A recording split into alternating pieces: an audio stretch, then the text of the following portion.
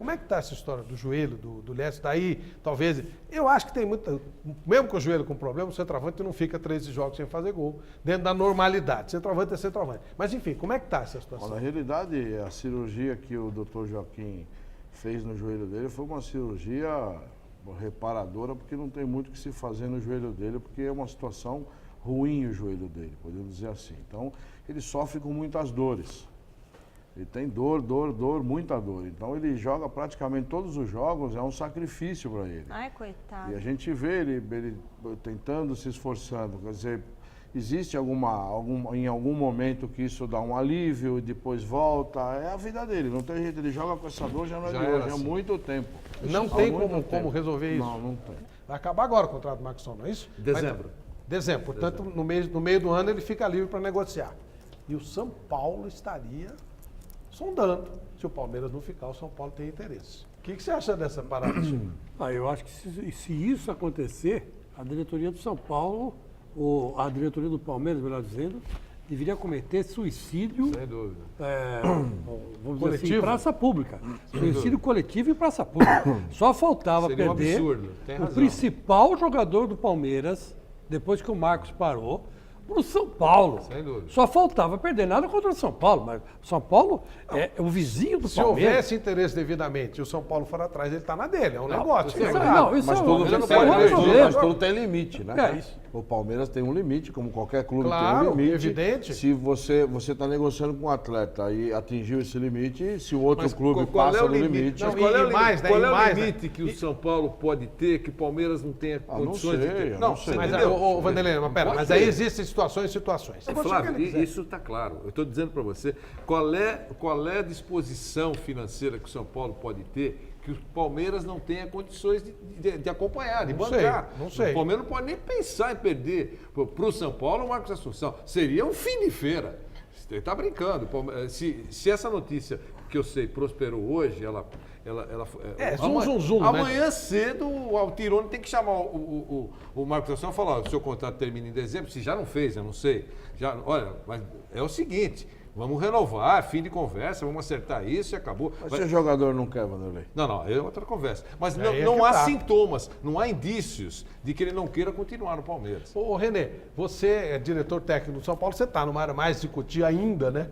Mas uma história como essa, como chega até você? Está me chegando através de você agora. Que chegou através da produção. Eu não sei te dizer, acho o Marcos Assunção um grande jogador, por isso ele é capitão de uma grande equipe. Eu mesmo quis contratá-lo quando estava no Bahia, estava tudo certo para ele ir para o Bahia, mas ele não quis ir e as condições eram, não me lembro se eram até melhores do que a do Palmeiras ou iguais, e ele optou em ficar no Palmeiras. Ele ficou vagando por aí, né? Ele Foi no ficou- Barueri. Foi no Barueri. Depois teve Não, que não, parar. não, depois dele estar no Palmeiras, Ah, agora depois do nessa Palmeiras, renovação. O Adriano está fora do Corinthians. Quando se imaginou que o assunto estava encerrado, surge essa história da saída por justa causa. Roberto Andrade, por que demissão por justa causa? Olha, vamos voltar um pouquinho na demissão, porque até ontem os jornais aí colocaram que eu menti. Eu não menti. Eu vou explicar. Quando eu falei que a saída do Adriano foi amigável, eu falei hoje isso para o Vanderlei e vou explicar para todo mundo. A saída dele foi amigável, ela foi conciliação. Por que isso? Porque, Adriano, eu não quero mais que você fique no Corinthians. Eu também não quero mais ficar no Corinthians. Então eu entendo que isso é uma coisa amigável. Os dois, ambos, não querem mais. Eu estou descontente com você está descontente com o clube. O que é melhor para nós é que cada um siga seu caminho, óbvio. Isso é uma coisa, isso é a forma com que ele saiu.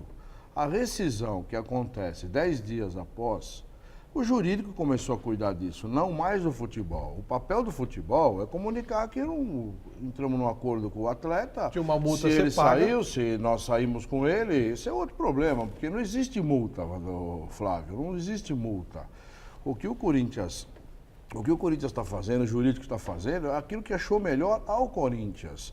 Que nesses 10 dias foi conversado com o representante do atleta para se tentar um acordo. Então, ele teria um valor a receber do contrato, teria que receber até o fim do contrato, é isso? Seria Em isso, tese. Seria isso. Perfeito. Seria isso. Então, o Corinthians vai na justiça e nós vamos discutir Se o Corinthians deve ou não deve. É só isso, não existe nada além disso. O Corinthians entende que não deve pagar nada, e aí caracterizaria a justa Eu não causa. sei se o Corinthians entende que não deve pagar nada. O Corinthians entende que quer fazer o que for justo. O que for justo.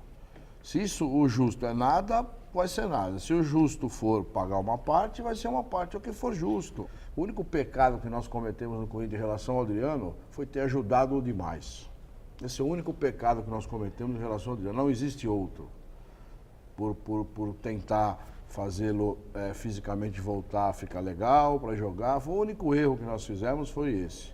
No departamento de futebol, foi ter dado carinho demais a ele, se isso nós podemos chamar de erro, de cometer uma falha em relação ao Adriano, foi só esse, não existe outro.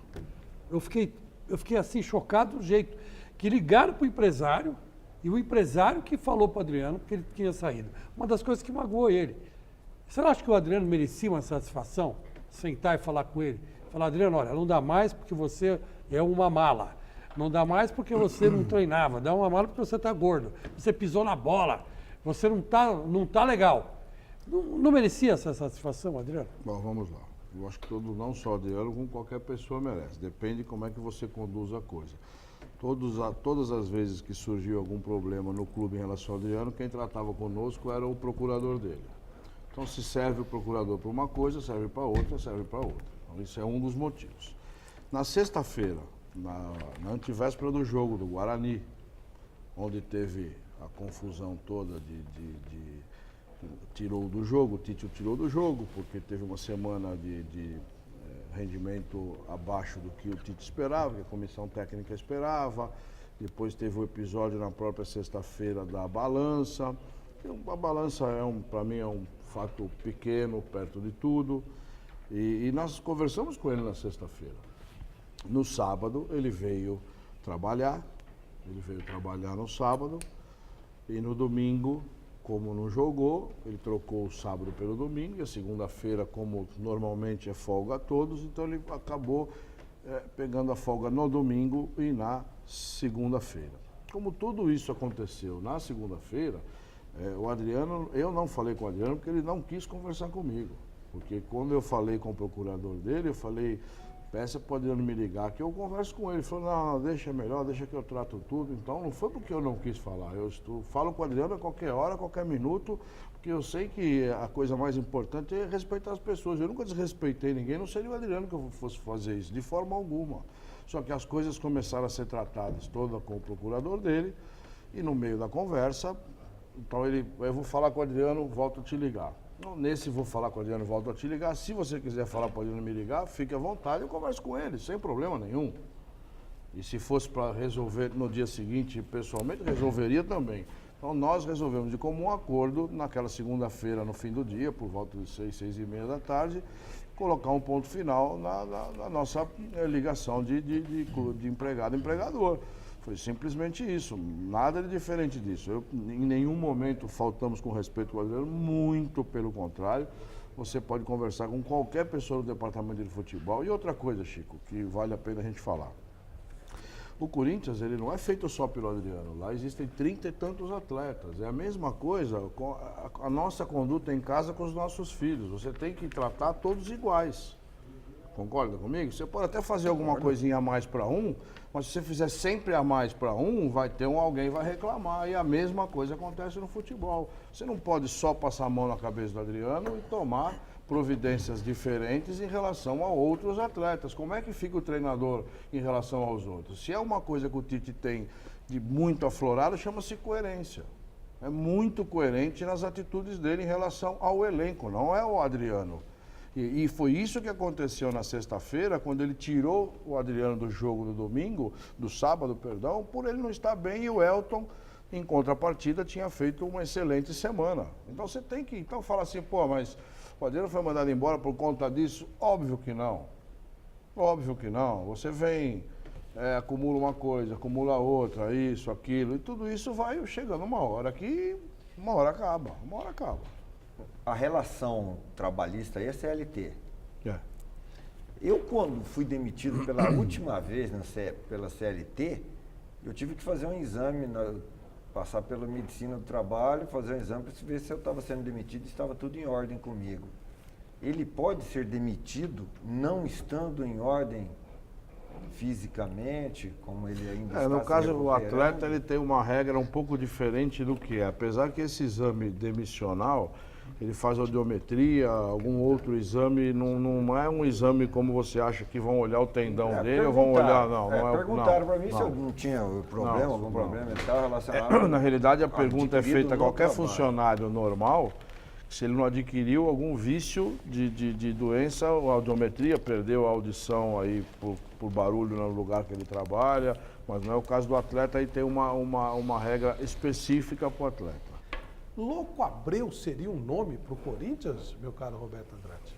Não. O Corinthians hoje não está procurando nenhum camisa 9. Nós vamos chegar até o fim da Libertadores com esse mesmo elenco.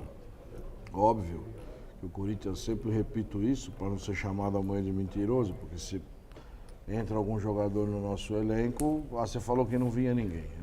Especificamente um camisa 9, nós não estamos atrás, nem de qualquer outra posição. Mas o mercado se fecha agora dia 4 de abril e alguns jogadores são oferecidos não só na posição do centroavante, mas de outras, às vezes algum negócio, como negócio ser interessante, o Corinthians pode trazer. Não significa que nós vamos trazer, mas especificamente do Louco Abreu não existe nada. Ricardo Oliveira, que falaram também, nada. O Corinthians não procurou ninguém. O Corinthians está satisfeito com o seu elenco e assim que vai terminar o primeiro semestre. Oferecimentos tem vários, né? Ah, sim.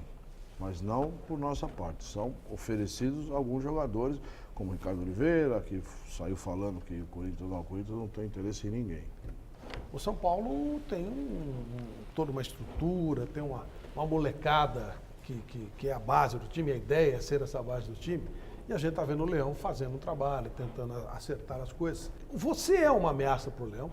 De jeito nenhum, pô. Isso foi uma das condições que eu discuti com o presidente Juvenal, com o João Paulo, com o Adalberto. Eu disse, olha, uma coisa que eu deixo bem clara, eu jamais vou dirigir o primeiro time do São Paulo enquanto eu estiver nessa posição, não há a mínima possibilidade. Sua posição qual é exatamente? Eu sou o diretor técnico do São Paulo. De todas as categorias, Todas inclusive as do categorias, profissional. Inclusive do profissional. Só que eu acho que nesse momento eu não tenho absolutamente nenhuma contribuição a dar ao profissional. Eu acho que tem que fazer o que eu combinei com o presidente. E o que você combinou? Durante 20 dias, fazer uma sondagem, uma pesquisa, traçar um diagnóstico muito bem feito do centro de treinamento, toda a base. Depois disso, então, sentarmos juntos, vamos fazer um projeto para que a gente consiga fazer um trabalho muito bem feito na base, para que a gente possa sonhar um dia em que o São Paulo tenha um padrão, e aquilo que eu falei, tem um modelo de jogo, em que ele jogue desde a sub-13 até o primeiro time. Então isso é coisa demorada. O Barcelona, que todo mundo enaltece aí, começou com o Rinos Mitchell, essa informação que eu tenho lá. 74. São mais de 24 anos de trabalho, né? O próprio Guardiola foi formado também nesse trabalho. Ô, Renê, a sua sala é lá em Cotia. Por enquanto é lá em Cotia. Eu espero ficar ali pelo menos uns 2, 3 anos. Lá em Cotia, 2, 3 anos. Eu acho que esse é um tempo razoável. E você já teve contato com o Leão? Vocês já Já conversaram? O Leão sabe que você foi para fazer esse tipo de projeto? É isso que eu queria saber. Já conversamos por 2 vezes. E segunda-feira estava marcado até um jantar, mas ele não pôde. Treinador é muito difícil, né? Treinador tem muita coisa para fazer. Ele está sempre com a cabeça a mil. E ele sabe que a minha função no São Paulo é um trabalho longo, né? E já tivemos por 2 vezes. E agora vou à Barra Funda, conversar com o pessoal da Barra Funda, porque uma das coisas importantes é essa transição lá de Cotia para a Barra Funda, 2 jogadores. E não é só no São Paulo, em todos os clubes, nós perdemos muitos jogadores. Muitos jogadores são perdidos nesse... Porque o jogador que vem da base, ele vive de quê? De alimentar os sonhos deles. O jogador que já está no time de cima, ele vive das realizações que ele está fazendo. O seu projeto de trabalho independe da solução de continuidade administrativa? Essa foi uma pergunta que eu fiz ao a direção do São Paulo e eles me pediram que eu garantisse que eu ficaria 6 anos no São Paulo, pelo menos, que eu não 6, aceitasse meia dúzia? 6 anos. E aí eu disse, mas e aí, como é que fica? Diz que o São Paulo não sofre solução de continuidade quando há qualquer tipo de troca em presidência, em direção. Você tem contrato? Isso tem. E no complemento, então, dessa sua resposta, no Brasil se valoriza mais o resultado do que o trabalho. Qual é a mensagem que você passaria ou que seria introduzido para se valorizar mais o trabalho? Não, do que o eu acho que o resultado? São Paulo tem que jogar para ganhar. Eu só acho que as derrotas não podem gerar crise, tem que gerar aprendizado. Então você tem que trabalhar de uma forma tão eficiente, com tanta qualidade, que essa qualidade te leve aos resultados, a ganhar os jogos.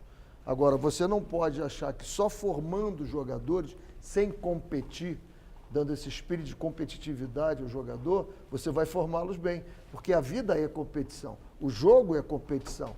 E aí você tem a descarga de adrenalina. Vamos formar o jogador aqui embaixo, não tem problema se perder. Tem problema se perder sim, porque é São Paulo Futebol Clube. São Paulo não pode ficar perdendo assim. Agora, vai perder também. E aí, com as derrotas, vem o aprendizado.